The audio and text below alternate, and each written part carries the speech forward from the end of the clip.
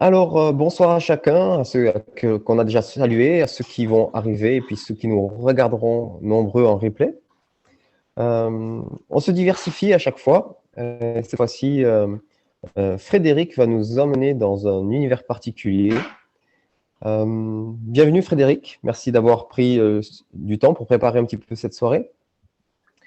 Est-ce que tu pourrais commencer par te présenter un petit peu et puis nous raconter ton parcours? Et puis, ce qu'on va faire, c'est que dès que vous avez une question, vous la notez dans le chat. Et puis moi, j'interromperai Frédéric de temps en temps pour lui poser des questions. Ou alors, je lui en poserai à la fin.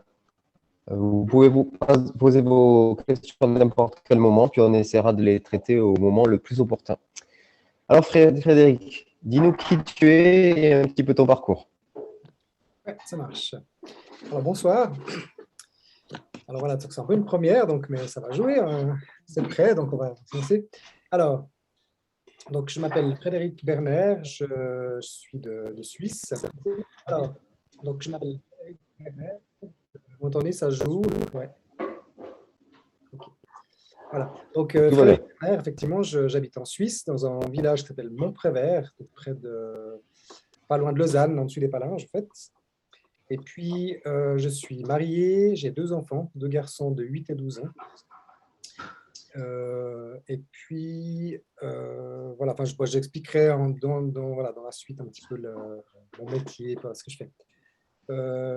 Petit historique, alors c'est que voilà, le thème ce soir, c'est le pain. Je vais faire un petit historique un peu assez global, donc je vais parler plein de choses, et puis ensuite, on arrivera au sujet du soir. Donc, je me suis marié donc, en 2007 et avec mon épouse, au début, on était installés sur les Hauts-de-Lausanne. Je rajouterais que durant mon enfance, adolescence, je n'ai pas forcément beaucoup de centres d'intérêt. Le jardin, ça ne m'intéressait pas du tout. Faire du pain, je pense que si on m'avait dit qu'un jour je ferais du pain, j'aurais bien rigolé. Enfin voilà, c'était vraiment, j'étais plutôt intéressé quand j'étais jeune à faire la fête que vraiment tout ce qui touche à cultiver ou voilà, cuisiner ou comme ça. Donc, marié en 2007. Et puis, on est installé effectivement sur Lausanne. À ce moment-là, je travaillais auprès de Jeunesse en Mission, donc des fabricants de joie à Yverdon, une autre ville en Suisse. Et puis, auprès des fabricants de joie, j'ai fait une formation en cours d'emploi d'animateur socioculturel dans une école, une HES, en fait. Une autre école en Suisse dans l'animation. C'est un peu durant cette période que j'ai commencé à m'intéresser au jardinage, enfin la nature, puis ensuite au jardinage. Et puis, j'ai commencé un peu le jardinage, c'était plutôt par curiosité, l'envie d'expérimenter, découvrir un petit peu ça, me changer aussi les idées à côté du travail et des études. Et puis, il y avait aussi une idée de production de légumes, mais sans forcément une ambition très, très élevée, mais voilà, c'était un petit peu l'intérêt pour ça. À ce moment-là, je n'avais pas encore de connaissance de la permaculture. Je pense que le mot ne me disait rien du tout. J'ai d'entrée, par contre, commencé en jardinage, j'appelle ça bio, mais l'idée, c'était vraiment j'utilisais aucun produit, un petit peu de compost, à peine, et puis voilà. Donc, succès assez mitigé, disons que c'était voilà, un début un peu compliqué. Et puis, j'étais plutôt autodidacte. Je n'ai pas forcément fait de cours comme ça, mais j'ai plutôt cherché dans des livres à découvrir un peu ce domaine-là. En 2014, à l'arrivée de notre deuxième enfant, on a justement acheté un appartement donc, dans le village où je suis installé maintenant, donc à Montprévert. Et puis, donc là, on a une dizaine de minutes environ de Lausanne. Et puis là, on est à plein pied. Donc là, j'ai pu implanter un potager un peu plus conséquent. J'ai commencé avec une ligne de 5 mètres et puis au fur et à mesure, j'ai un petit peu développé ça. Et puis aujourd'hui, j'ai un potager qui fait environ 35 mètres carrés. Cette année, je vais installer une serre de 18 mètres carrés. Donc voilà, j'essaie de grandir avec ça, enfin un petit peu dans ce domaine-là.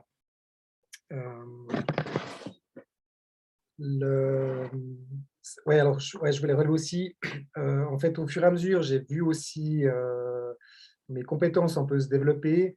Là, en moyenne, mis à part l'année passée qui était un peu catastrophique, mais on a réussi ces dernières années durant environ 3 mois, durant l'été, à pratiquement plus acheter de légumes. On peut effectivement, avec le jardin, pouvoir tourner en fait, pour une famille de 4, quoi. Dans mon parcours, en fait, en 2019, alors que je travaillais comme animateur, donc là, j'avais quitté les fabricants de joie, je travaillais comme animateur dans un EMS, en fait, donc un établissement médico-social. Ça correspond à peu près aux EHPAD en France. Et puis là, j'ai fait un burn-out. J'ai eu 6 mois d'arrêt, en fait, suite à cet épuisement.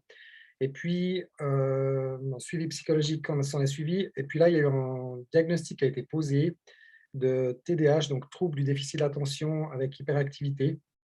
Et puis en parallèle aussi, un haut potentiel qui a pu être diagnostiqué. Ça m'a permis d'obtenir un peu des clés de compréhension sur pas mal de choses dans mon fonctionnement, sortir de la culpabilité, du fait que je commençais 1000 choses en même temps, j'arrivais jamais au bout de rien, et puis voilà, j'avais toujours plein de pensées, plein d'envies dans ma tête, puis je ne comprenais pas très bien qu'est-ce qui se passait. Donc cette situation-là, elle m'a permis effectivement de mieux comprendre un petit peu cette dynamique-là.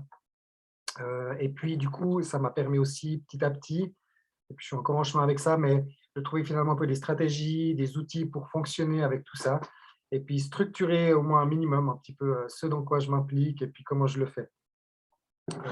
Donc voilà. En octobre 2020, j'ai débuté, enfin on a débuté avec mon épouse, on a débuté en fait une formation qui est donnée par la ferme La Coursaline. Donc pour ceux qui connaissent, Olivia et David Weber, en fait, qui donnent une petite formation sur la transition pour la création, en fait, transition écologique.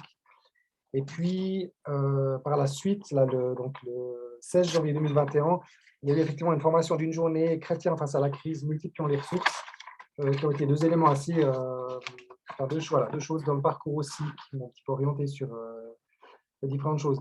Donc finalement, je suis arrivé au stade où j'ai commencé avec mon épouse, on a désiré en fait, finalement consommer de manière un peu plus responsable, un peu plus saine, réduire un peu tout ce qui est emballage, consommer plus local aussi. Aussi la visée de manger un petit peu des aliments moins transformés. Je découvrais dernièrement, il y a une émission de radio, je crois hier, qui mentionnait en fait, on considère comme un aliment est considéré comme ultra transformé à partir de 5 ingrédients. C'est pas tant que ça. Enfin, voilà. Donc l'idée, c'est vraiment de retourner un petit peu à un espèce d'essentiel. Et puis aussi par rapport à une de infos qui sont sorties dans les journaux comme ça, j'ai une prise de conscience que finalement on a je pense en France, en Suisse, pas partout, mais on est souvent fourni par des grandes chaînes de magasins, des commerces de détail. Et puis, j'ai un peu le sentiment que Dieu me montrait que, enfin, c'est un peu mon expérience à moi, je ne vais pas généraliser le truc, mais en tout cas, comme si Dieu mettait à cœur le fait que, finalement, quand je me fournis et puis, enfin, auprès de ce genre de grands magasins, de commerce de détail, il y a un peu une dimension, enfin, une espèce de passivité, puis finalement, je cautionne, enfin, j'ai l'impression de cautionner un petit peu un système, une forme d'exploitation, voire une espèce d'esclavage moderne en partie des agriculteurs. Donc, toute une réflexion aussi sur le mode de consommation qui grandit en moi. Je suis arrivé au stade où de plus en plus j'ai envie de savoir à qui j'achète et quel produit, comment est-ce qu'il a été produit, et puis aussi une volonté en moi qui grandit de plus respecter le producteur, finalement, que celui qui produit un peu des prix qui lui permettent de vivre, quoi.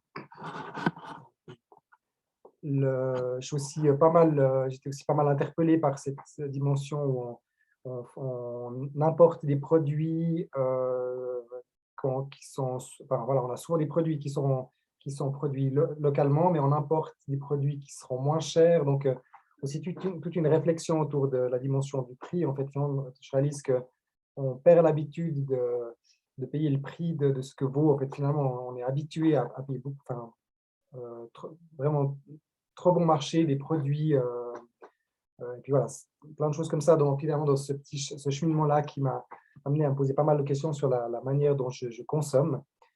Et puis là au milieu vient s'inscrire le pain en fait dans cette dynamique-là. Alors à la base, c'est vrai que finalement pour moi le fait d'avoir commencé à faire du pain, je vais le préciser plus tard, mais c'était aussi à la base un intérêt, pas forcément lié à ce désir de changer ma manière de consommer, mais à la base plutôt de l'intérêt pour la question de faire du pain, envie de découvrir quelque chose, quoi. De base, je dirais que la boulangerie, c'est un métier que je respecte, puis que je ne tends pas à remplacer.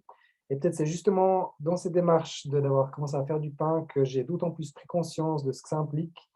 Et puis j'ai l'impression que je respecte d'autant plus ce métier. Donc voilà un petit peu en guise d'introduction par rapport à la question du pain. Pour moi, le pain, alors je sais qu'en France, on mange beaucoup de pain. En Suisse, c'est partagé. Certains mangent beaucoup de pain.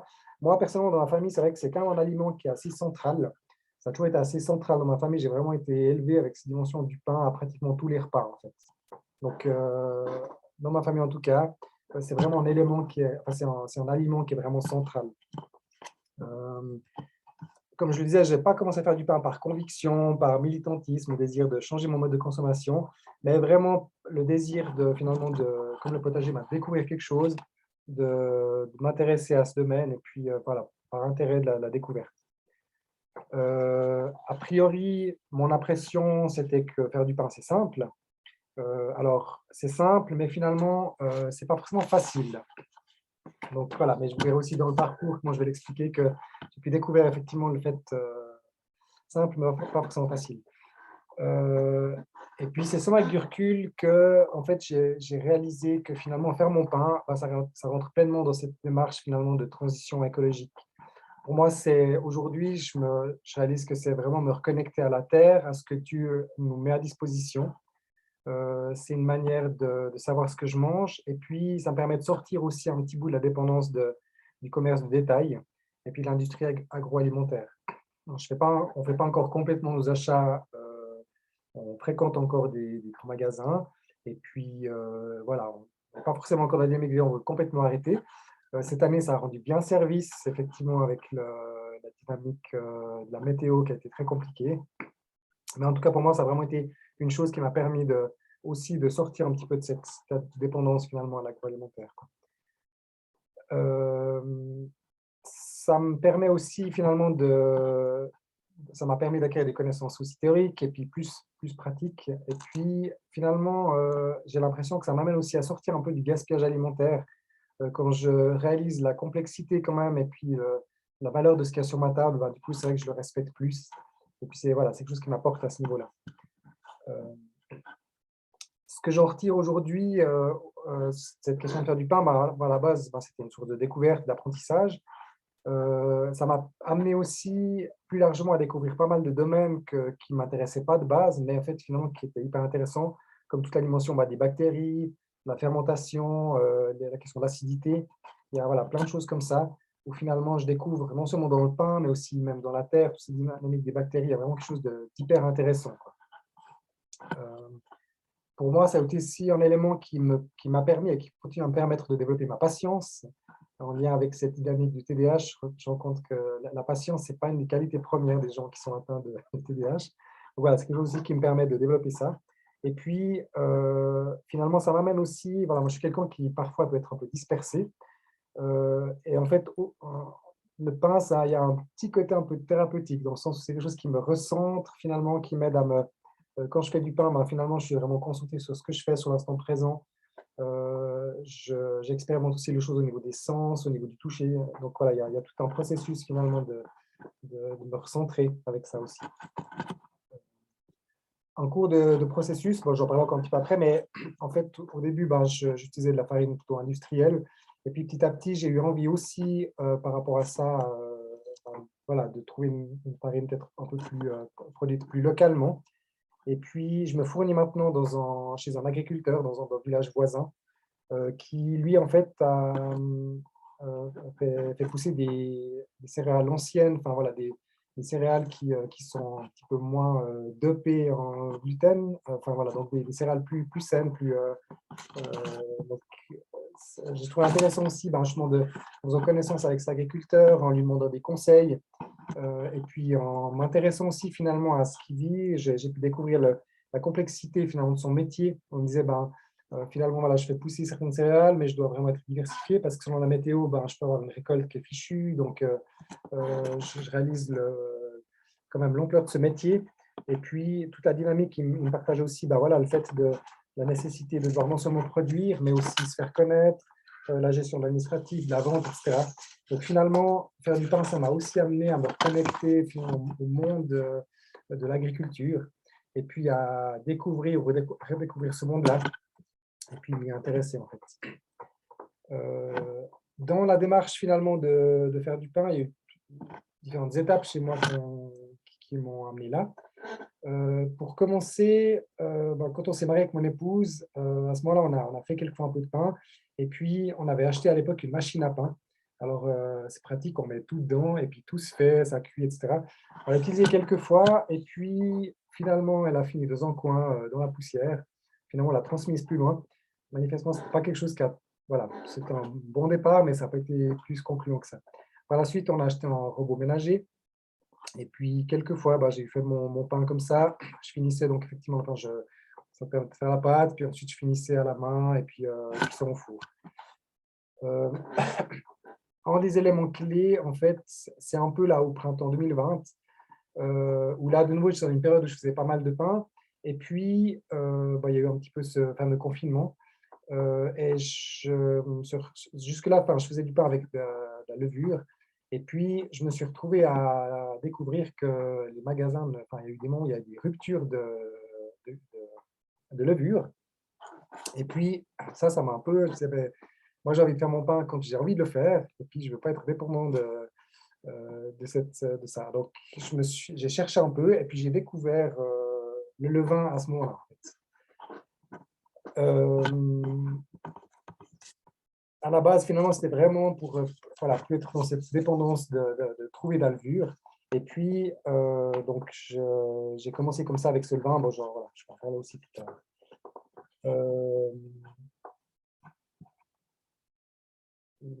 Alors je vais lancer justement la présentation par là. Donc, un petit peu dans le cheminement, c'est un peu comme ça que je t'ai amené là.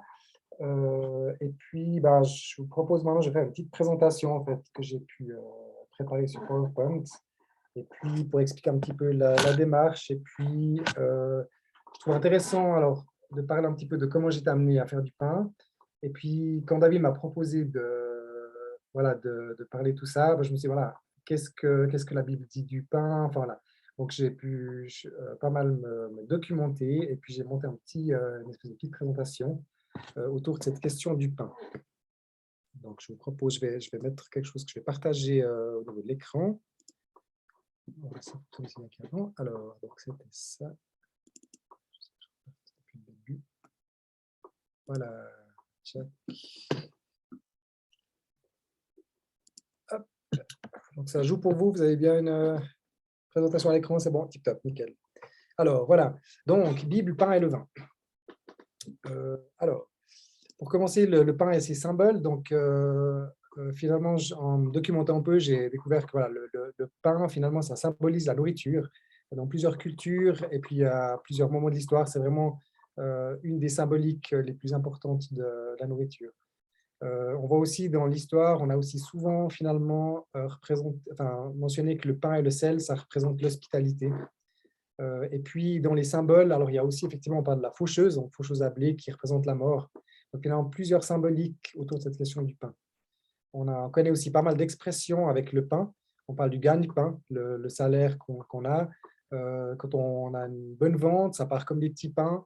Avoir du pain sur la planche quand on a du travail, ou alors ça ne mange pas de pain. Donc voilà, il y a différentes expressions autour de la question du pain qui existent. Je me suis intéressé aussi à l'étymologie du mot pain. Donc la racine, en fait, c'est panis, donc pas qui veut dire long, et puis nis, nourrir. Intéressant aussi cet élément-là, le comme panis, donc, ce qui veut dire avec du pain, ça a donné en fait copain. Donc le copain, c'est quelqu'un avec qui on partage son pain. Dans l'histoire, voilà, donc dans l'histoire de l'humanité, alors sur différents sites, j'ai trouvé un peu des éléments.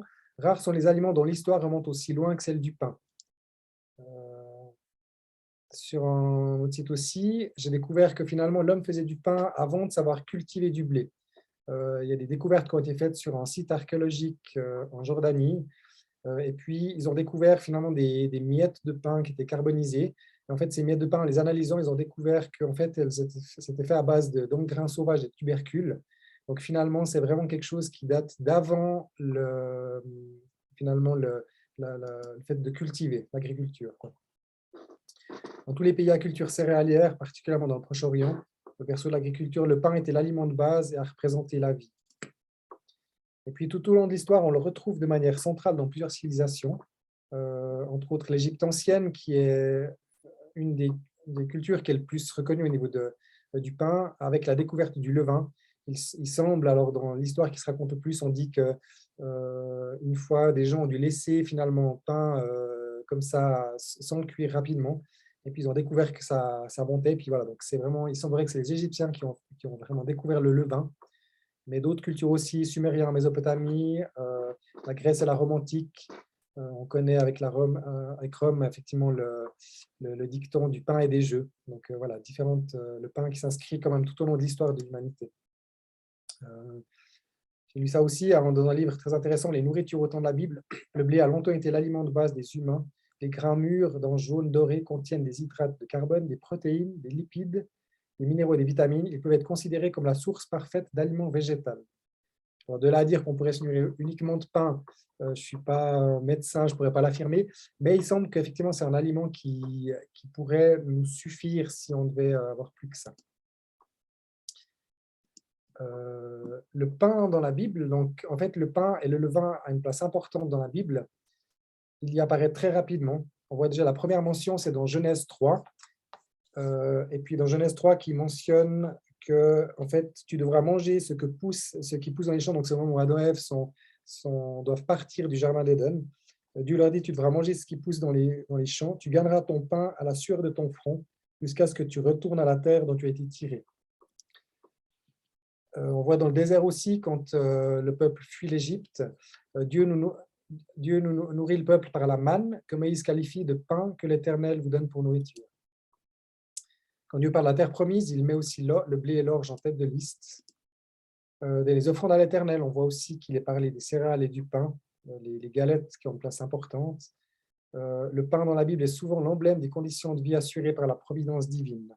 Comme dans Ésaïe 55, 10, il est mentionné comme la pluie et la neige descendent des cieux et n'y retournent pas sans avoir arrosé, fécondé la terre et fait germer les plantes, sans avoir donné de la semence au semeur et du pain à celui qui mange.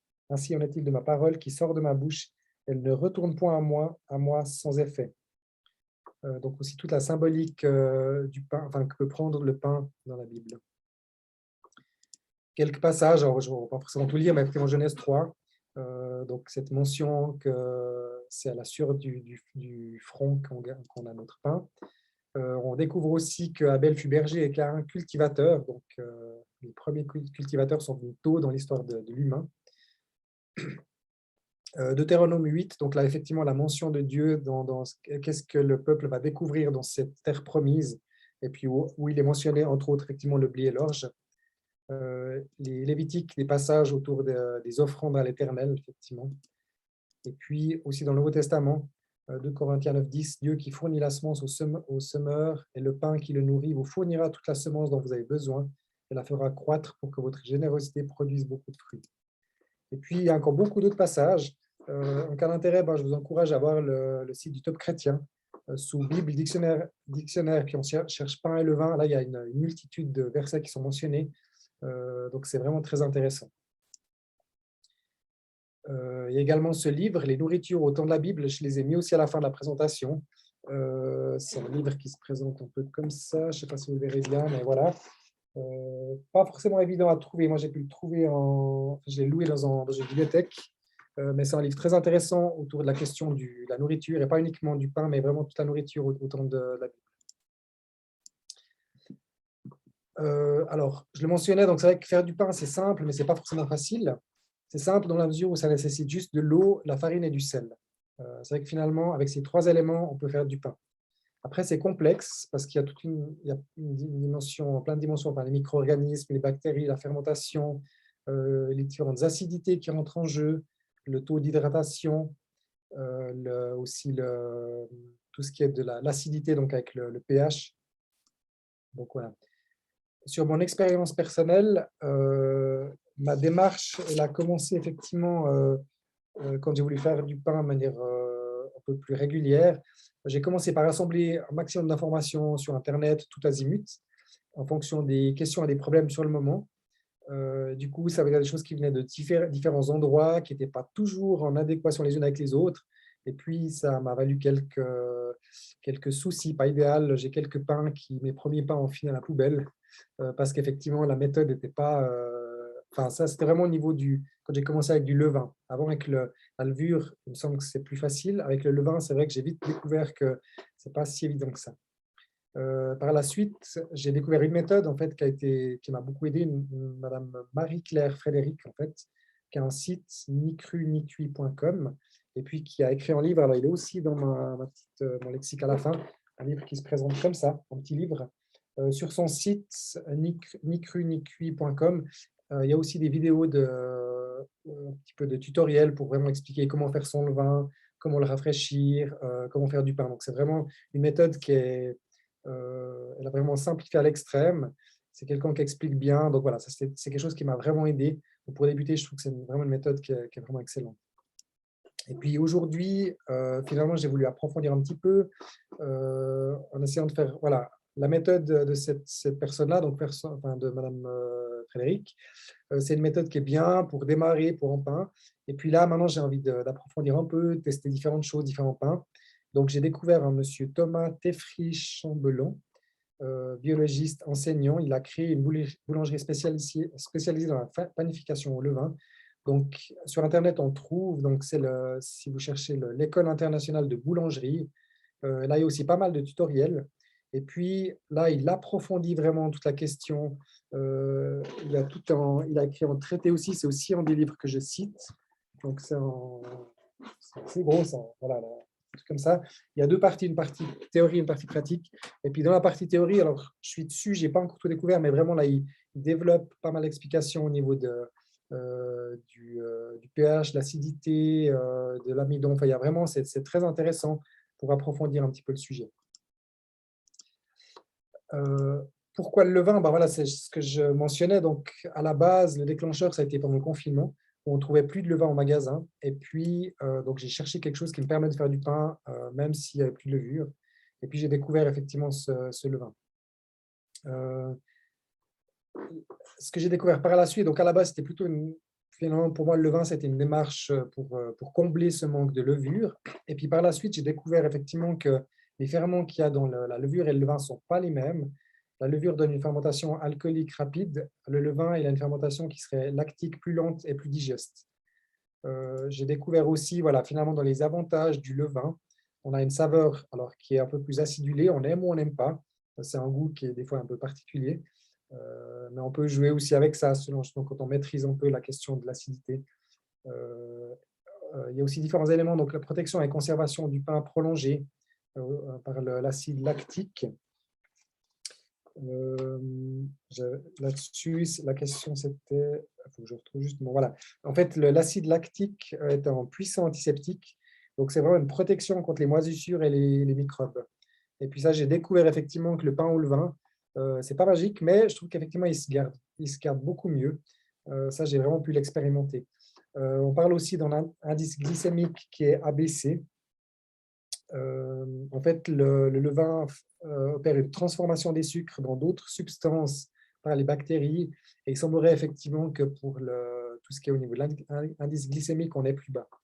Le pain est plus digeste. Il y a une dégradation de molécules toxiques telles que la gliadine. Et puis, il semblerait qu'on a aussi une meilleure assimilation des minéraux. Donc voilà. Après, sur les points un peu plus négatifs, c'est sûr que ça nécessite plus de temps pour lever. Finalement, c'est entre guillemets moins magique que la levure dans le sens où la fermentation peut prendre plus de temps. Et puis, ça peut être un peu plus complexe à utiliser. C'est vrai que c'est intéressant de connaître et puis de maîtriser un petit peu ces principes sur les rafraîchis qu'on fait. On multiplie finalement les ferments au travers de ça. Et puis, il y a aussi toute des explications qui montrent que finalement, notre levain, il y a un moment idéal pour l'utiliser. Donc voilà, il y a des choses qui peuvent être assez complexes, mais assez intéressantes finalement à creuser autour de ça. C'est intéressant aussi de creuser l'aspect de savoir effectivement quelle quantité on peut utiliser pour des fermentations plus ou moins longues ou courtes. Mais c'est vrai que finalement, ça demande quand même un minimum de connaissances, en tout cas, de ces questions d'acidité, voilà, différents éléments qui sont importants de prendre en compte. En fait. Aujourd'hui, c'est vrai que finalement, je m'intéresse un peu à ces questions-là. C'est aussi en vue d'arriver à mieux maîtriser finalement la qualité et puis la régularité du produit fini. Voilà, mes pains, ils peuvent être très réussis, des fois plus compacts, des fois une acidité plus forte. Donc finalement, c'est vrai que voilà, je suis en train de chercher un peu plus d'infos pour mieux maîtriser ce processus-là. Au niveau des outils que j'utilise, donc je me suis équipé petit à petit en fonction de mes besoins. J'avais une image, mais je ne sais pas si elle a apparu ou pas. Oui, moi, je ne la vois pas, mais je pense qu'elle a pas. Le dernier outil en date que j'ai acheté, c'est justement en pH-mètre. C'est un outil qui permet de… donc, c'est un certain budget, mais ça permet justement de mieux maîtriser le temps en lien avec l'acidité. Donc, ça permet de contrôler le pH. Alors, je n'ai pas encore expérimenté, je viens de le recevoir, mais voilà, ça devrait, effectivement, c'est un outil qui permet de maîtriser un peu mieux peut-être cette dynamique du pH.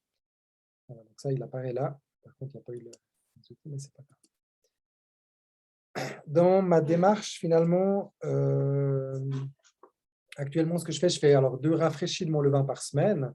Et puis, j'ai un petit carnet de suivi, comme ça, je note à quel moment je l'ai fait, je suis un petit peu l'évolution. J'ai 2 levains différents, parce qu'il y a 2 écoles différentes. On peut utiliser un levain vraiment liquide ou l'utiliser de manière plus solide, qu'il faut qu'il ait environ 60% d'humidité. Donc, moi, j'ai encore 2 levains actifs, et puis je suis encore dans la phase de test. Tout le temps, je fais du pain avec du levain liquide, parfois avec du levain solide. Donc, voilà. J'ai de l'eau en fait, que je change 2 fois par semaine dans une bouteille en verre. Je la laisse ouverte pour lui permettre d'évacuer le chlore, en fait. Et puis, voilà, je stérilise aussi régulièrement mes pots pour mon levain. Je fais du pain 2 fois par semaine, donc je ne travaille pas le mercredi. Donc, souvent, je fais du pain donc, le mercredi et puis le samedi, en fait. Je parlais justement de la fermentation. Donc, c'est qu'on peut avoir des fermentations courtes, entre 3 et 4 heures, ou alors choisir des fermentations longues qui vont durer entre 8 et 12 heures. Et puis, alors là, ce qui est déterminé par rapport à ça, c'est aussi la quantité de levain qu'on va utiliser. Donc, parfois, j'ai testé un peu les deux choses. Et puis là, je me cherche encore pour savoir qu'est-ce qui me correspond le mieux. Mais voilà, c'est assez intéressant. Généralement, quand je fais mon pain, donc je fais avec 1 kilo de farine. Au début, je faisais avec une plus petite quantité, puis je faisais en pain. Et puis finalement, je trouve plus intéressant de travailler en kilo directement. Ça me permet de faire effectivement trois pains différents. Donc voilà. Quand je suis dans le jour de ma panification, alors souvent ce que je fais régulièrement, alors si je choisis de faire une fermentation longue, ça veut dire que je commence, donc je fais le pain le mercredi, ça veut dire que le mardi matin, je vais préparer finalement mon levain. Je vais le laisser lever toute la journée. En fin de journée, je fais ma pâte et puis je la laisse fermenter la nuit. Et puis le mercredi, je vais faire ma cuisson. En fait. Après, de temps en temps, je fais un peu différemment. Si de temps en temps, je fais une fermentation plus courte, ça veut dire que du coup, je vais préparer ma pâte plutôt le mercredi matin, puis la cuire dans la journée du mercredi. Dans les différentes étapes, alors voilà, quand on fait du pain, il y a différentes étapes, pétrissage, pointage, façonnage, etc. C'est des noms un peu techniques, on les retrouve dans les livres, enfin, voilà, mais au niveau du pétrissage, certains livres conseillent de mettre directement la farine et toute l'eau dedans. Quand je suis passé à de la farine plus, qui était moins industrielle, donc plus naturelle, plus vivante, j'ai découvert aussi que finalement, la consommation d'eau par cette farine, elle peut un peu varier. Donc, je me suis retrouvé des fois avec des pâtes très collantes. Et puis, du coup, c'est vrai que finalement, je vais mettre de l'eau au fur et à mesure. Et puis, je découvre aussi, à force de faire mon pain, au niveau des mains, je commence à sentir à quel moment il faut que je m'arrête, où je suis vraiment au point de saturation au niveau de l'eau. Donc, c'est vraiment voilà, dans l'expérience qu'on peut découvrir un petit peu comment il faut faire tout ça. Donc, voilà, je ne vais peut-être pas trop détailler ces différentes étapes, mais il y a différentes étapes, effectivement. Enfin, on laisse finalement une première fermentation pendant plusieurs heures, et puis ensuite, il faut bien penser. Alors, moi, j'utilise dans mon four, j'ai acheté une pierre réfractaire, donc je cuis le pain sur la pierre. Donc, bien penser à préchauffer son four assez tôt. Il faut environ 45 minutes à 1 heure de préchauffage de la pierre pour qu'on puisse cuire le pain là-dessus, en fait. Et puis, bon, comme je relevais, donc voilà, je suis actuellement dans le défi de stabiliser mon pain, avoir une qualité et puis une régularité dans le produit.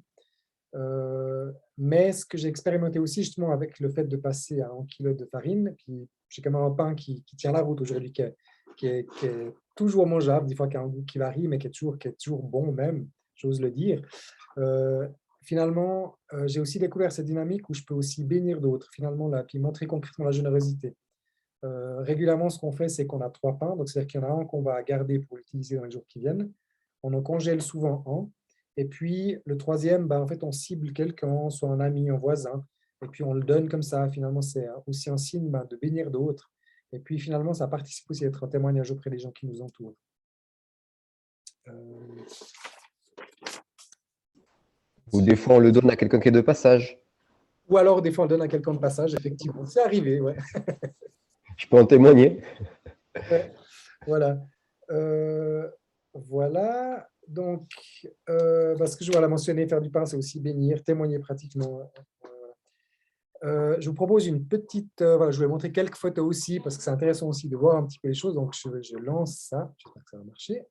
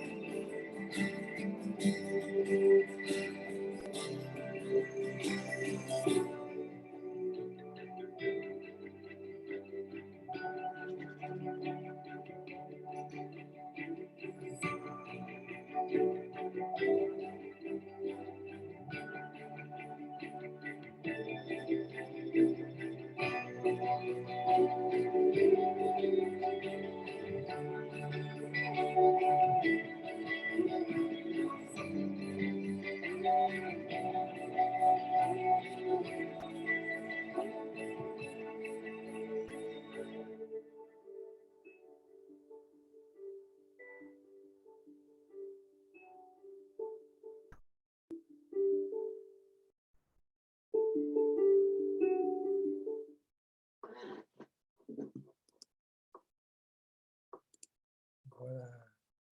Et puis, tchac. Et puis alors voilà, pour finir, bon, j'ai mis là aussi je fais un petit peu les ressources, les différentes ressources que j'ai prises. Alors entre autres, voilà, justement les livres. Il y a ce livre, donc les nourritures autant de la Bible, qui est vraiment un livre très intéressant. Ce traité de boulangerie au levain, où là vraiment c'est assez technique, mais vraiment intéressant. C'est vraiment complet. Là, il a vraiment approfondi les choses. Je n'ai pas encore tout lu, mais c'est vraiment quelque chose de dense. Et puis, ce livre, Faire son pain et son levain, qui est vraiment un petit livre très bien fait. En fait, elle a fait d'abord des tutoriels sur Internet, et puis là, elle en a fait en livre. Et puis, je trouve que c'est vraiment voilà, des bonnes ressources. Donc ça, si ça vous intéresse, ça, je peux vous transmettre aussi un petit peu ces choses-là. Et puis, différents sites Internet aussi qui m'ont donné quelques informations. Voilà, donc là, je vais arrêter le partage. Je retiens là. Et puis, alors, pour finir, finalement, en guise de conclusion, je dirais que, ouais, alors, aussi, voilà, les photos, finalement, c'est vrai que j'ai aussi de l'intérêt pour la photographie. Et puis, je trouve qu'il y a aussi quelque chose d'esthétique dans le pain. Enfin, j'aime beaucoup quand je fais. Alors, je suis inondé de photos parce que j'aime ça, mais je trouve il y a vraiment quelque chose au niveau de l'esthétisme voilà, que j'apprécie beaucoup dans le fait de faire du pain. Et puis, voilà, donc c'est aussi là-dessus vient se rajouter aussi l'intérêt pour la photographie. Donc voilà, la conclusion, c'est voilà, j'espère que pour ceux qui sont encore jamais lancés, que je vous ai peut-être donné envie de vous lancer là-dedans. Je trouve que c'est une belle aventure à vivre. Et puis, finalement, pour moi, c'est pas tellement le fait de faire du pain qui est important, mais c'est être à l'écoute finalement de ce qui me passionne, de ce que Dieu me met à cœur. Et puis, de réaliser que Dieu m'a donné des qualités, des dons et des qualités, et puis que j'ai à les développer. Alors, c'est vrai que finalement, quand j'ai commencé à faire du pain, je n'étais pas forcément doué pour ça, mais au fur et à mesure, eh ben, en fait, ça vient. Je suis pas encore boulanger, je ne pense pas être boulanger un jour, mais enfin, j'ai vu que ça vaut la peine finalement quand on a quelque chose à cœur comme ça, de se lancer là-dedans. Et puis, souvent, ces passions que Dieu nous donne, que met sur notre cœur, ben, ça peut devenir vraiment des sources de bénédiction pour d'autres. Et puis ça, je trouve que c'est vraiment super, quoi. Quand on peut commencer à exprimer de la générosité et du partage auprès de ceux qui nous entourent. Je trouve intéressant aussi dans notre village, on a un vieux four à pain qu'on peut, alors c'est assez complexe à utiliser, il faut le chauffer avant, donc c'est vraiment un four à pain à bois. Et puis, mais on a une association en fait où une fois par mois on fait du pain dans ce four à pain. Et puis c'est assez rassembleur dans notre village. Et puis c'est vrai que je me dis, voilà, pour moi il y a vraiment quelque chose, je me dis, ben, on est plusieurs aussi au travers on s'est rencontrés là dans ce fameux four à pain. Et puis on rêve avec deux, trois autres habitants de mon village de démarrer quelque chose au niveau d'un potager collectif, mais aussi justement peut-être de plus utiliser ce fameux four à pain. Donc je trouve qu'il y a, voilà, j'ai envie de dire, le pain rassemble aussi. Finalement, au travers de ce contact qu'on a au travers du pain, eh ben, ça nous lance aussi sur d'autres choses. Et puis je trouvais ça intéressant. Euh, voilà, je pense que j'ai un peu tout dit. Oui, aussi la réflexion aussi, avec ce fameux séminaire, on a aussi entendu, il y a une prophétie aussi qui annonce quand même des temps qui vont être un peu plus difficiles.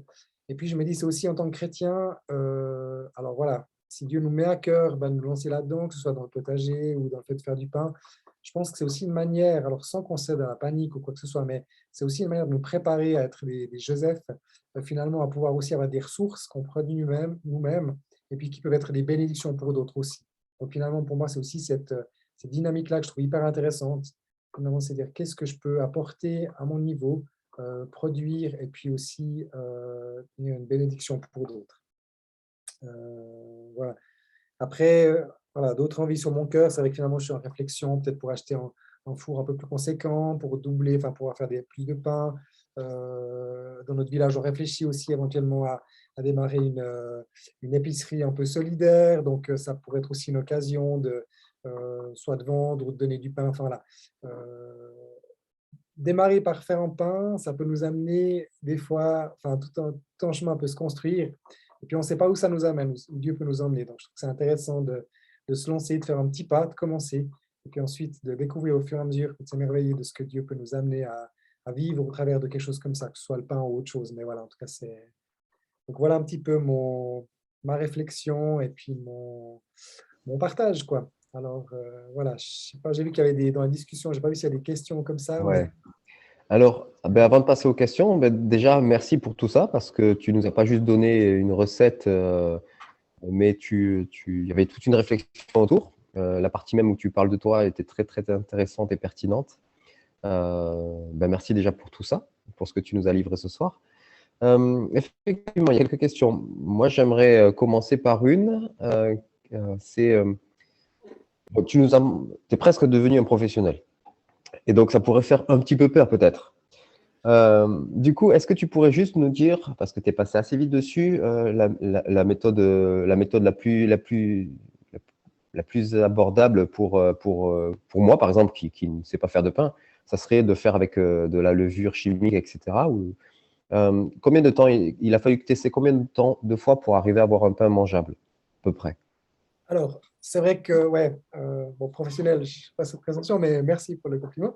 Je pense qu'effectivement, faire tout de suite du levain, c'est un exercice intéressant, mais ça peut être plus ou moins complexe. Je ne pense pas que c'est si compliqué que ça, mais moi, ce que j'ai vraiment dû découvrir et apprendre, c'est à être vraiment méthodique, parce que voilà, je suis un peu dispersé, et puis, au début, j'ai eu pas mal de soucis avec mes levains, parce que, voilà, c'est par manque un petit peu de méthode. Je pense que ça vaut la peine d'essayer d'abord avec la levure. Alors, j'ai mentionné que le levain avait des qualités qui étaient relevées, mais en fait, le pain avec la levure, c'est très bon aussi. C'est certainement très bon pour la santé aussi. Donc, finalement, je pense que de commencer en démarrage avec la levure, c'est très bien. La levure, c'est assez simple à utiliser. Je dirais ça aide peut-être dans une espèce de régularité. Le levain, c'est un bon test aussi par la suite. C'est pas si compliqué. Ça a l'air comme ça, mais c'est pas si compliqué. Je pense que une première étape avec de la levure, c'est intéressant. Et puis dans un deuxième temps, alors ce que j'encourage vivement, c'est vraiment d'aller voir ce site de cette Madame Marie-Claire Frédéric, parce que alors je trouve qu'elle est, j'apprécie beaucoup cette personne. Alors elle peut paraître un peu psychorigide, elle dit dans ses vidéos, alors il faut vraiment suivre ce que je vous dis de faire, si vous faites différemment, ça va rater. Enfin voilà, elle a un côté un peu, j'ai envie de dire psychorigide, mais en même temps, elle est vraiment très bonne dans la manière dont elle explique les choses. Et puis, en suivant les choses comme elle les mentionne, finalement, quand j'ai commencé mes premiers pains, finalement, ça s'est bien passé. Donc, c'est vrai qu'on assez facilement, avec ce fameux levain, on arrive à faire quelque chose qui tient la route. Après, c'est vrai que j'ai essayé de me diversifier en faisant avec des farines un peu plus foncées, en laissant des temps de fermentation plus ou moins longs. Dans l'échange que j'ai eu aussi avec cet agriculteur qui produit sa farine, déjà une farine vivante comme ça, j'ai découvert que ça peut être un peu plus complexe. Et puis lui m'a aussi conseillé de faire différemment mes fermentations, donc j'ai essayé d'autres choses. Mais en fait, si on part avec une méthode un peu de base, avec une farine identique, avec soit la levure ou du levain, mais au début, c'est pas si compliqué, je dirais. Mais ça vaut la peine effectivement de choisir une méthode et puis de s'y tenir. C'est vrai que ce que j'ai vu au début, c'est que j'ai essayé de choisir, de trouver des conseils à droite à gauche et puis de mélanger finalement différentes choses. Et puis ça, c'est un peu complexe. C'est pas forcément une très bonne idée parce que du coup, il y a différentes manières de faire du levain. Et puis en fonction de comment on le fait, il faut suivre un petit peu toujours la même méthode. Donc voilà, Ça marche. si j'ai répondu à la question. Super. Il y a Laura qui voudrait savoir qu'est-ce que tu utilises donc aujourd'hui comme farine? Une semi-complète, une complète, une blanche? Oui, alors Et j'utilise. puis, on pourrait compléter la question avec celle de Werner qui demande est-ce que c'est ton agriculteur qui va jusqu'à faire la farine ou passer par un intermédiaire? Et puis, il y a Marilyn qui voulait savoir où est-ce que tu achètes ta farine? Et je pense que tu peux faire une seule réponse avec tout ça. Oui, effectivement, ça devrait jouer. Alors, au début, j'utilisais de la farine que j'achetais en magasin. Certains, donc j'allais voir en Suisse, on a la Coop et la Migros, c'est les deux grosses chaînes. Enfin, voilà.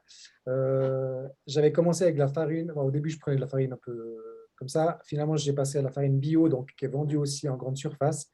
Et puis, ça fonctionnait bien. Euh, Souvent, on dit le souci avec ça, par contre, c'est qu'on ne sait pas quand cette farine elle a été moulue. Et puis, on dit on n'a pas forcément une farine qui est entre guillemets vivante. Voilà. Alors, des moments où j'ai changé de farine, j'ai vu la différence au niveau de quand je fais le pain où c'est un peu plus complexe. Je peux pas dire qu'en mangeant, enfin, je sens wow, une différence énorme, mais je pense qu'il y a quand même, je gagne en nutriments. Euh, donc finalement, j'ai découvert cet agriculteur qui produit ses propres farines, des variétés qui sont anciennes, sur lesquelles il y a du gluten dedans, mais un petit peu moins poussé. Et puis on a une farine qui semble être un peu plus naturelle que ce qu'on peut trouver dans les farines ont été, enfin les céréales ont été améliorées pour être plus productrices, moins sensibles aux maladies, mais avec peut-être je ne peux pas l'affirmer de manière catégorique, mais peut-être qu'on a justement des farines qu'on va avoir plus de peine à digérer, avoir plus de problèmes avec le gluten, etc. Donc cet agriculteur, il produit ses propres farines. Et puis, il s'est équipé d'un moulin, je ne sais plus le nom. Enfin, il y a des des manières de… je m'étais mis en quelque part, mais en fait, il moule lui-même sa farine. Donc, il a vraiment une espèce d'appareil dans lequel il peut directement moudre sa farine lui-même, en fait. Et puis, l'avantage, c'est que quand je vais acheter la farine là-bas, j'ai vraiment une farine, je sais quand elle a été moulue. C'est maximum 3 mois, donc j'ai vraiment une farine qui est fraîche, voilà, qui est bonne. Euh, J'utilise surtout de la farine. Alors, il y en a une, elle est considérée comme de la bise. Je la trouve très claire pour la farine bise, mais bon, je sais en France, vous avez une numérotation un peu différente qu'en Suisse au niveau des taux de, justement, de savoir si elle est plus blanche ou comme ça. En fait, plus elle est foncée, plus ça veut dire qu'elle aura de l'enveloppe, donc elle sera plus complexe au niveau de son… Mais voilà, donc là, j'achète chez lui une factory bise comme ça. Et puis, j'utilise aussi régulièrement une farine un peu plus foncée qui a… J'ai plus le critère technique, mais donc voilà, une farine qui est plutôt, c'est pas forcément de la bise, c'est plutôt de la semi-complète, on va dire. Mais j'utilise vraiment, je peux vraiment faire, enfin, je l'utilise seule, c'est vrai que je la mélange pas forcément avec de la farine plus claire. Donc, c'est une farine qui est assez foncée, mais pas complètement foncée non plus. Je fais pas forcément de pain plus foncé que ça. Je dirais que j'utilise de la semi-complète, en gros, en fait. Tu as fait des essais avec d'autres farines, la farine de maïs, la farine de lentilles, de châtaigne. Alors, il y a une farine, j'y pense moi, il y a une farine que j'ai testée pendant pas mal de choses, j'utilise du pain avec ça, mais c'est assez complexe. C'est la farine d'engrain, donc c'est le petit épeautre, qui n'est pas la même chose que l'épeautre en fait. C'est le petit engrain, c'est vraiment, enfin le l'engrain, c'est vraiment une des céréales les plus anciennes. C'est vraiment une céréale qui est vraiment ancienne, qui est un petit peu, un peu la céréale de base en fait. Elle n'est pas cultivée énormément dans le sens où c'est une céréale qui n'a pas forcément un rendement énorme. Donc, pour l'agriculture un peu plus importante, ce n'est pas si évident à trouver. Et puis, c'est souvent assez cher au niveau du prix du kilo. Mais j'ai fait régulièrement avec cette farine d'engrain. C'est une farine qui n'est pas tout simple à travailler. J'ai souvent des pâtes un peu collantes. Ça fonctionne, mais c'était assez complexe. Par contre, ce que j'ai entendu dire, bon, ça sera vérifié, mais en fait, pour les gens qui sont allergiques au gluten, il semblerait qu'ils peuvent consommer en fait, finalement, du pain qui est fait à base d'engrain, parce qu'elle a un petit peu de gluten, mais dans une quantité qui serait tout à fait gérable, même pour les personnes qui ne supportent pas forcément le gluten. En fait. Donc ça, c'est une farine que j'ai utilisée. Après, je n'ai pas forcément fait beaucoup d'essais au niveau maïs ou comme ça. Je voulais faire un essai avec la farine de châtaigne, mais je n'ai pas encore forcément beaucoup fait ça pour l'instant, en tout cas. Ouais. Mais à tester, Alors, peut-être que ce sera intéressant. on a pour les dénominations, on a Joël qui complète. En fait, Joël est en train de se former pour devenir boulanger. Et il dit en France, on a la T110 qui est la complète, la farine complète, et qui s'appelle maintenant semi-complète, la T80 qui est la bise, la T65 qui est la farine à pain, et la T55 qui est la farine à pain blanc. La T45 pour la pâtisserie et les brioches, etc. Ouais, La T150 est la farine intégrale qui est le grain de blé entier broyé. ouais, Voilà pour les petites précisions. effectivement. Ouais. Est-ce que vous avez d'autres questions? Ou est-ce que là, spontanément, Frédéric, tu aurais envie de rebondir sur un autre point? Euh, non, pas plus que ça. Voilà. Du coup, tu nous dis que tu n'es pas professionnel, mais plusieurs fois, tu as quand même laissé entendre que tu dirais pas non à lancer quelque chose d'un peu plus important. Et Oui, alors, ouais. c'est une vraie réflexion ou c'est juste comme ça? Euh, alors, bon, c'est vrai que ouais, je l'ai pas mentionné, mais actuellement, bon, je travaille en fait, donc bon, suite à mon burn-out, enfin, j'ai récupéré, et puis je travaille maintenant pour l'instant comme éducateur dans une structure d'accueil parascolaire, mais je vais reprendre tout prochainement, dans 2 ou 3 mois, la direction de la structure. Donc finalement, au niveau vraiment de mon avenir professionnel, je ne me destine pas forcément à me réorienter professionnellement dans de la production comme ça. Ça serait plus en à côté, mais en à côté qui prend pas mal de place et puis auquel j'ai envie de faire de la place, disons. Hmm. Donc, je ne me considérerais pas comme un professionnel. C'est vrai que finalement, je suis en réflexion avec plusieurs habitants du village où j'habite, et puis où on aurait envie de lancer différentes choses de manière un peu collective. Donc, soit du potager, on parlait effectivement de produire un peu du pain, de pourquoi pas lancer un petit marché. On parle aussi ben voilà, de cette envie peut-être d'avoir une espèce d'épicerie solidaire. Donc l'idée, ce serait peut-être connecter les agriculteurs, enfin, voilà, de pouvoir vendre quelque chose d'assez local.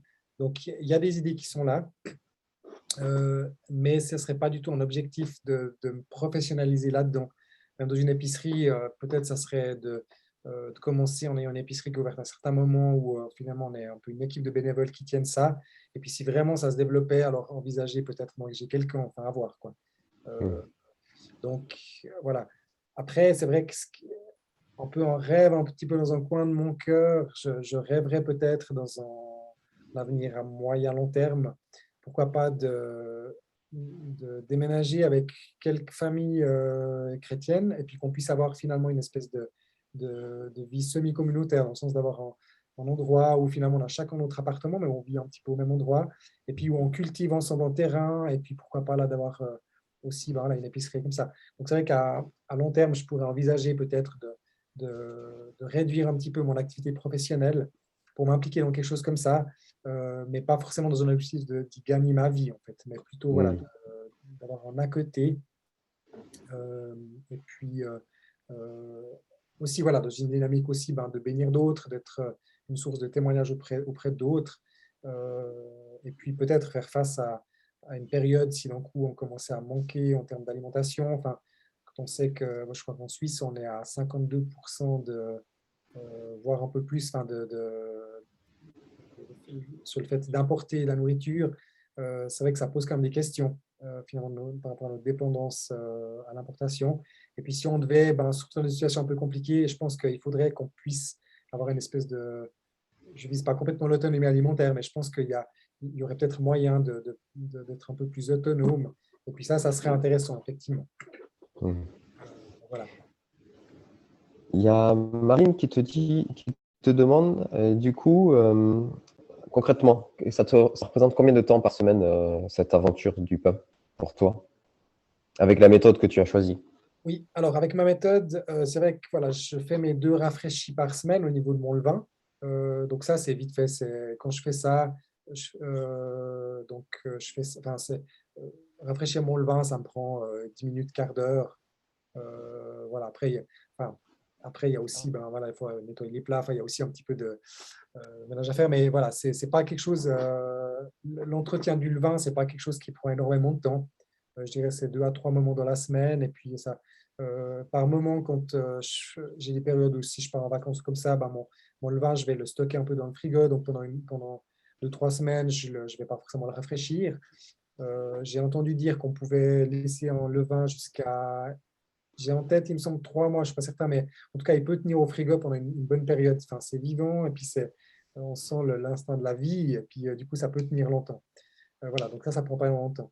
Le jour où je fais mon pain, alors ça prend pas énormément de temps en même temps, mais c'est des petits moments comme ça. C'est vrai que quand j'ai congé le mercredi, enfin, ce que j'ai découvert avec des fermentations longues, quand je vais faire fermenter ma pâte pendant environ 8 à 12 heures, alors c'est assez facile finalement. Quand je fais ma pâte, ben, faire la pâte, ça prend environ,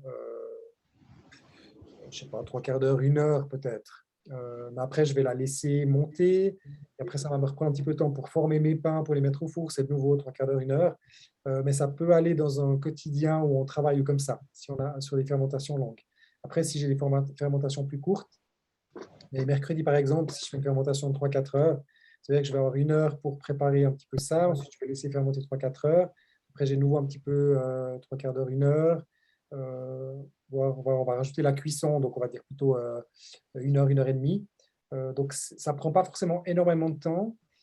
Mais par contre, sur une journée, c'est-à-dire c'est plein de petits moments comme ça, en fait. Ouais. Hmm. Donc, mais encore une fois, avec des fermentations plus longues, si on maîtrise ça, ben, ça permet quand même de mettre ça dans un quotidien où on travaille à 100%, quoi. Très bien. Alors, ce qui est intéressant, c'est que pendant ce temps-là, sur le chat, ça discute. Et donc, je vous le lis pour ceux qui n'ont pas accès au chat ou qui ont accès juste au replay. On a Isabelle qui demandait, mais comment faire le levain? Donc, Joël qui lui répond que sur ni cru ni cuit, l'adresse que tu as donnée, eh ben, il y a la recette. Mhm. Laura qui précise, il y en a qui conservent leur levain au frigo toute la semaine. Et puis Joël qui dit, comme il ne faut pas trop improviser pour débuter, on joue quand même avec des bactéries sauvages, surtout si le levain sent. Alors, surtout, si le levain sent mauvais, il faut être très prudent. Le levain sans le vinaigre ou le yaourt en temps normal. Et puis Nathalie qui nous partage, je fais mon dernier rafraîchi le matin du pain, 5 minutes, pétrissage le midi, 30 minutes maximum, mise en forme le soir, 15 minutes, mettre au four, 5 minutes. Et le reste du temps, le pain travaille tout seul. Ouais. Alors, effectivement, finalement, ça ne prend pas autant que ça. C'est vrai qu'alors, au niveau du levain, il faut. Enfin, j'avais des maîtrises un minimum. Alors, c'est vrai que finalement, il y a quand même le levain, quand on le gère bien, enfin, il faut être un peu méthodique. C'est vrai que finalement, il faut connaître un minimum. Mais quand on le gère bien, c'est quand même quelque chose qui s'autoprotège aussi. Mais voilà, il faut un minimum de prudence. J'ai eu l'expérience, effectivement, à l'été, où finalement, je laisse souvent mon levain, en fait, finalement, sur le plan de travail, quand je le rafraîchis tous les 2 jours. Là, il tient 2 jours, ça joue. Mais une fois, c'est vrai qu'il y a eu un peu au début de l'été des montées de température importantes. Et puis, alors, j'ai eu effectivement le vin qui a commencé à avoir enfin, de la mousse un peu dessus, enfin, de la mousse là, un peu comme enfin, qui a vraiment avec la chaleur qui a tourné, puis qui a vraiment été mauvais. Alors, c'est vrai qu'au niveau de l'odeur, alors, le vin, ça sent. L'odeur n'est pas extraordinaire. On ne peut pas dire que c'est un truc, on n'a pas envie de le manger à la cuillère, disons. Mais c'est vrai que quand on a une odeur qui est vraiment très forte, on commence à avoir de la moisissure. Il faut alors voilà, être prudent, ça m'arrivait de devoir le jeter. Mais en fait, voilà, au fur et à mesure, je réalise que c'est quand même quelque chose qui s'autoprotège aussi. Enfin, finalement, c'est pas si évident que ça de faire mourir en levain, en fait. Donc voilà. Mais encore une fois, je pense que voilà, je pense que s'il mentionne qu'il faut quand même être prudent, je pense que enfin, c'est là où je dis, moi, je suis pas un professionnel. Et puis, je pense qu'il y a quand même effectivement certains points à respecter. Ça reste effectivement des bactéries, des choses il faut bien gérer ça, en fait, disons. Ouais. Et ça marche. Moi, je pense qu'on a fait le tour pour ce soir, en tout cas. Et puis, s'il y a plus de questions, ben, voilà, tu as donné une liste de ressources qui pourront les apporter, je pense. Et puis, si jamais vraiment il y a des questions, n'hésitez pas à me les envoyer. Je les transférerai à Frédéric qui pourra vous y répondre. Je voudrais remercier à chacune des personnes qui a participé. Et puis, bien sûr, merci encore à toi, Fred. Je ne regrette pas de t'avoir demandé de nous faire cette petite présentation. Il faut dire que, pour la petite histoire, je lui ai demandé il y a longtemps. C'était lors de mon dernier passage en Suisse. Et puis, il lui a fallu un petit peu de temps pour être sûr de se sentir capable de le faire. Et preuve en est qu'il l'était. Donc, merci beaucoup, Fred. Et puis, un grand merci à chacun. Et puis, on se retrouve, la prochaine rencontre, c'est le 22, pour apprendre à bricoler au jardin avec notre ami le bricoleur. Ouais. Juste, juste un Oui, dernier vas-y, petit point, je Fred. vois juste qu'il y a encore juste une question par rapport au récipient d'eau. Effectivement, pour la cuisson, c'est important effectivement de mettre un récipient d'eau bouillant dedans. Il faut un peu d'humidité dans le four, effectivement, pour ça. Alors, soit on peut mettre un petit récipient comme ça avec de l'eau chaude, ou alors des fois, moi, je mets une plaque au fond du four et puis j'enfourne mes pains. Et puis, je mets vite de l'eau et je referme vite la porte pour que ça fasse un petit peu d'humidité. Donc voilà, juste ce point-là, comme ça, je réponds sur cette question. Tu as bien fait. C'est pas ma faute s'ils décident à poser leurs questions quand je dis qu'on a terminé. Ah, c'est ça, C'est c'est les vrai. joies du direct. Voilà. Non, mais il n'y a pas de Merci problème. beaucoup. Merci à chacun et puis à bientôt. Plaisir. Ouais, à bientôt. Ouais. Merci. Ouais. Bonne soirée.